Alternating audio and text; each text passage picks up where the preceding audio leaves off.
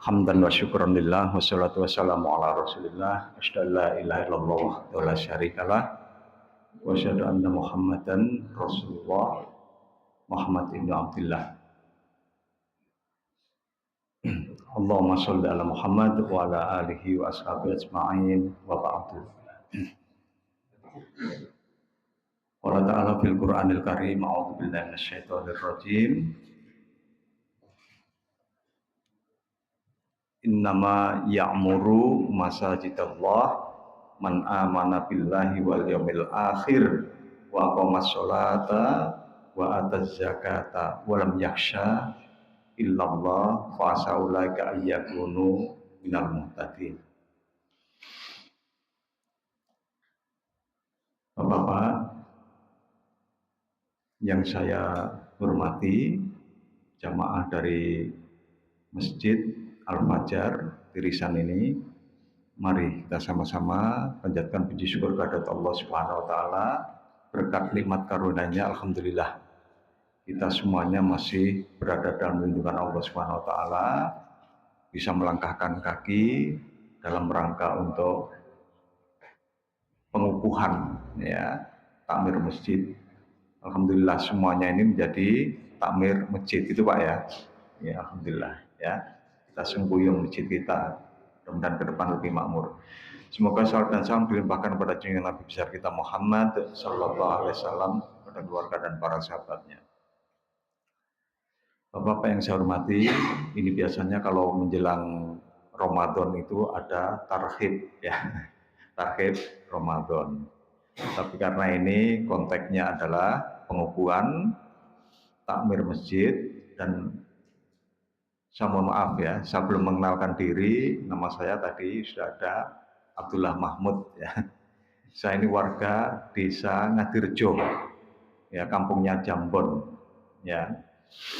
Nah itu ya, Ngadirejo ya, sebelah baratnya Gumpang. Nah itu kebetulan saya dikasih amanat oleh pimpinan Jabang Muhammadiyah untuk mengukuhkan takmir masjid, dan ini juga pengalaman saya yang pertama mengukuhkan takmir masjid, ya kan? Dan memang ada beberapa masjid ya di lingkup Kecamatan Kartosuro ya, yang memang perlu pembinaan ya, dan perlu adanya SK supaya kepengurusan itu lebih kuat, lebih mantap, kira-kira seperti itu. Perlu saya sampaikan bahwa di bawah Majelis Tarjih Tabligh dan Pembinaan Masjid di cabang Kartosuro ini, ada yang dibina itu ada sekitar 45 masjid plus musola Pak. Nah ini, jadi masing-masing masjid itu ada yang berjalan dengan lancar baik, ada juga yang punya masalah-masalah tertentu, dan intensitas masalahnya itu bisa berbeda-beda. Mudah-mudahan di masjid ini tidak ada masalah. Gitu Pak ya. Amin ya robbal alamin. Oke. Saya ingin mulai bahwa ayat ini tadi juga disitir oleh Pak Ketua FRM ya. Jadi sungguhnya siapa ya yang memakmurkan masjid itu. Nah ini disebutkan di dalam ayat ini ya, ada. Siapa mereka itu? Yang memakmurkan masjid adalah man amana billahi, yaitu orang-orang yang beriman kepada Allah. Nah itu. Jadi kalau saya ingin mulai bahwa kalau kita kembali ke membaca sejarah ya, menelaah sejarah Rasulullah ketika beliau hijrah dari Makkah ke Madinah. Tahun berapa Pak itu? Ya. 622 ya. Beliau hijrah dengan alasan yang luar biasa berat ya, perjuangan gitu. Nah, ketika sampai ke Madinah, bahkan sebelum sampai kota Madinah, yang pertama-tama dibangun oleh Rasulullah yaitu membangun masjid. Masjid yang pertama dibangun adalah Masjid Kuba. Bapak-bapak yang sudah tindak haji pasti ya sudah berziarah ya berkunjung ke Masjid Kuba. Kurang lebih sekitar 6 atau 7 kilo dari kota Madinah. Sebenarnya dekat ya. Nah, itulah masjid yang pertama. Ya, innahu lamasjidun ussisa 'alat taqwa min awwali yaumin ahabbu antakuma fihi rijalun yuhibbuna ayyatahharu. Ini masjid pertama. Kurang lebih 1 minggu Rasulullah di Kuba, kemudian baru melanjutkan perjalanan ke kota Madinah. Di Madinah, yang pertama kali yang dilakukan oleh Rasulullah adalah membangun masjid. Ya kan? Jadi masjid itu sangat penting, vital ya bagi umat Islam. Sayang banyak masjid-masjid itu yang sepi jamaah, ya minus kegiatan, gitu. Sholat kalau maghrib 3 shop 4 shop, kalau isya berkurang 2 shop, subuh setengah shop, ya. Gitu. Alhamdulillah ya di masjid-masjid Muhammadiyah mudah-mudahan tidak seperti itu. Karena kita ini termasuk orang-orang yang memakmurkan masjid, gitu kan. Ya ini. Nah sebenarnya fungsi masjid itu apa? Kalau kita kembali kepada zaman Rasulullah, masjid itu memiliki multifungsi, banyak fungsinya. Bukan sekedar untuk beribadah, bukan sekedar untuk sholat. Tapi lebih dari itu, masjid itu dipergunakan untuk pendidikan, ya kan? Memberikan pengajaran, membaca tulis Al-Quran, ya, pendidikan agama, kemudian kajian-kajian agama. Mudah-mudahan masjid ini banyak kegiatan, ya, kegiatan keagamaan seperti itu dalam rangka pembinaan umat. Yang kedua, Rasulullah juga sering kali bermusyawarah itu di masjid, ya, untuk memutuskan berbagai persoalan umat. Nah ini, ya, asalkan masjid jangan digunakan untuk merumpi, Pak ya. Jangan digunakan untuk merumpi, untuk gosip, gitu kan. Ya, bicara yang wajar-wajar boleh-boleh saja. Lebih-lebih untuk ya diskusi tentang masalah agama akan lebih baik.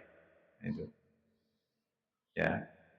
Kemudian selanjutnya fungsi masjid juga sering Rasulullah itu kalau apa namanya bermusyawarah untuk membuat strategi dalam peperangan itu juga kadang-kadang Rasulullah di masjid, ya kan? Karena Rasulullah, zaman Rasulullah itu seringkali terjadi peperangan. Ya, peperangan itu menguras pikiran, tenaga itu. Bagaimana caranya membuat strategi supaya menang dalam perang. Seringkali Rasulullah juga di masjid. Nah ini ya, diantara masjid, fungsi masjid pada zaman Rasulullah banyak sekali. Nah ini. Nah kemudian selanjutnya di dalam ayat tadi, yaitu siapa sebenarnya yang memakmurkan masjid, man amana billahi, ya? Yaitu orang-orang yang beriman pada Allah. Orang itu kalau rajin ke masjid, rutin ke masjid, nah itu tandanya orang yang beriman. Karena pergi ke masjid itu bisa juga ya panggilan ilahi juga kan gitu. Karena ada orang yang rumahnya dekat masjid tidak ada tertarik sedikit pun untuk pergi ke masjid. Nah ini kan, a'udzubillah min dzalik kan gitu kan. Nah, bapak-bapak ini insya Allah ya termasuk orang-orang yang betul-betul beriman.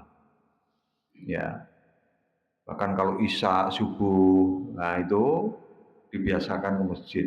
Ya, nah itu Rasulullah pernah ngendikaken man sholal isya jama'atan faka'an nama sholat nisfal lail.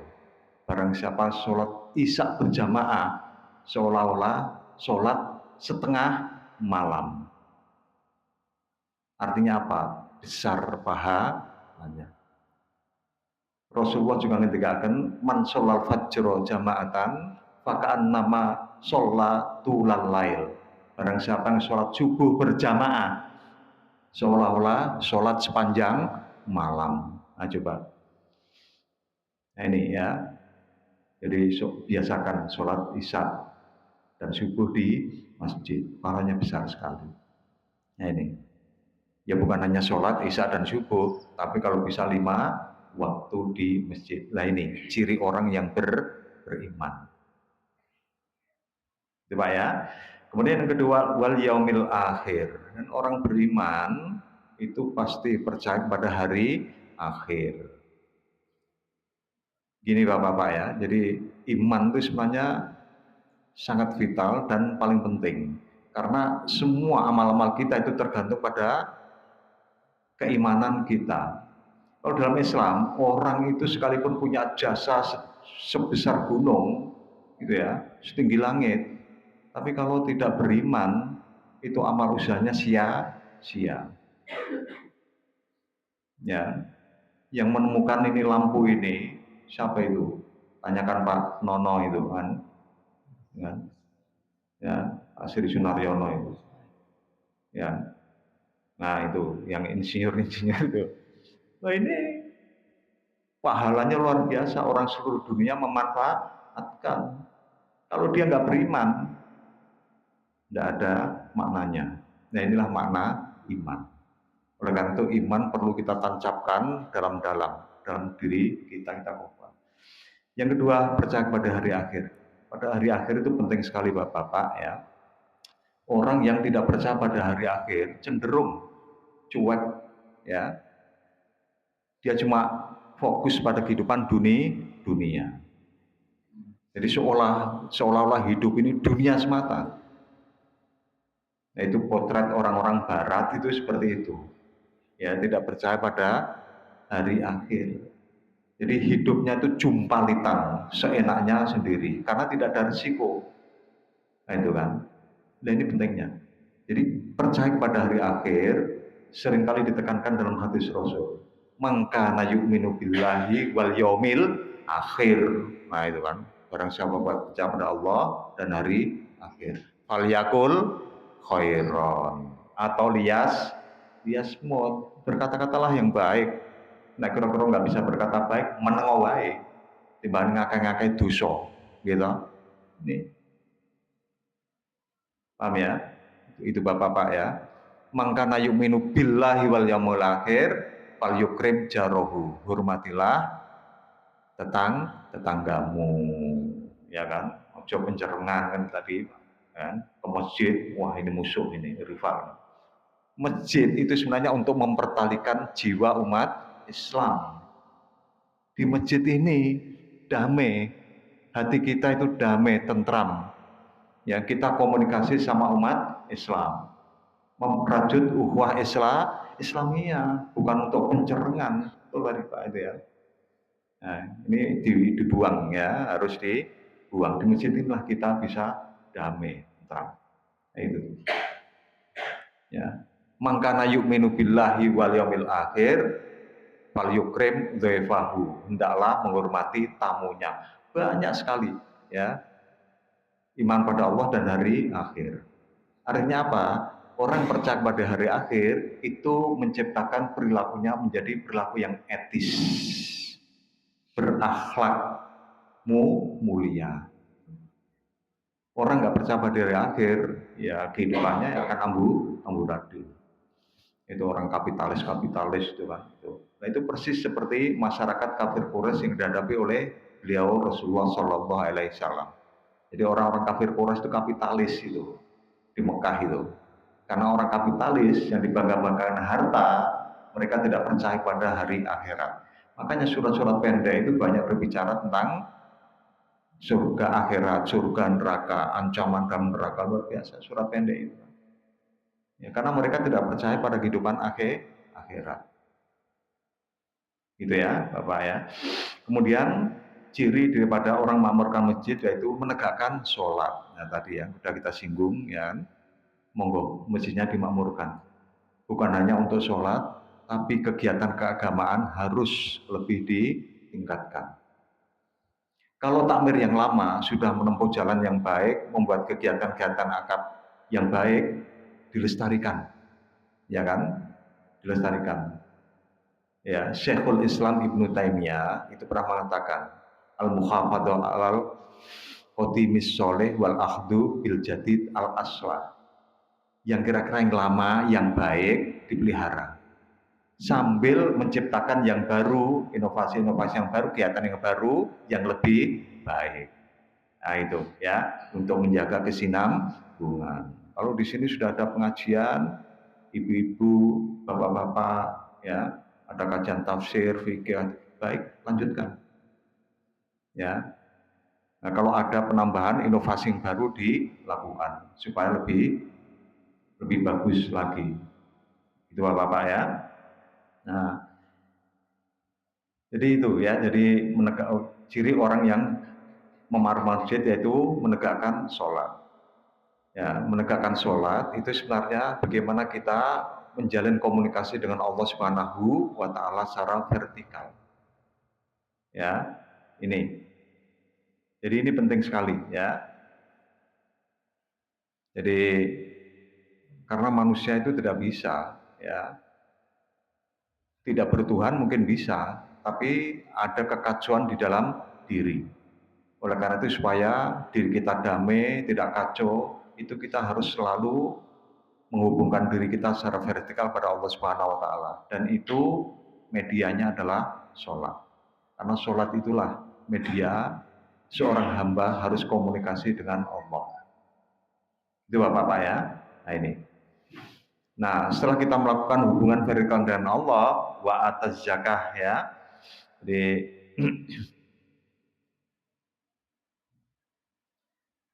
ya, wa atas zakah, kemudian menunaikan zakat. Jadi zakat itu adalah upaya untuk menjalin komunikasi sesama manusia secara horizontal. Jadi setelah kita sholat melakukan hubungan vertikal pada Allah, kita harus memperbaiki hubungan antar umat manusia. Salah satu yang diajarkan Al-Quran adalah memberikan zakat pada orang yang membutuhkan. Itu Bapak-Bapak ya.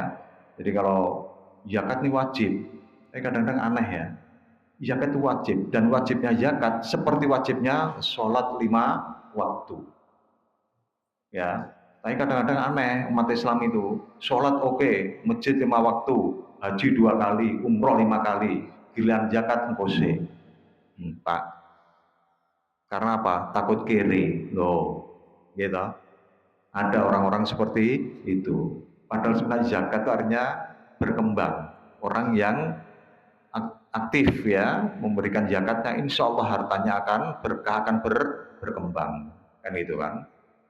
Zakat saja nggak mau, apalagi infak sodakoh.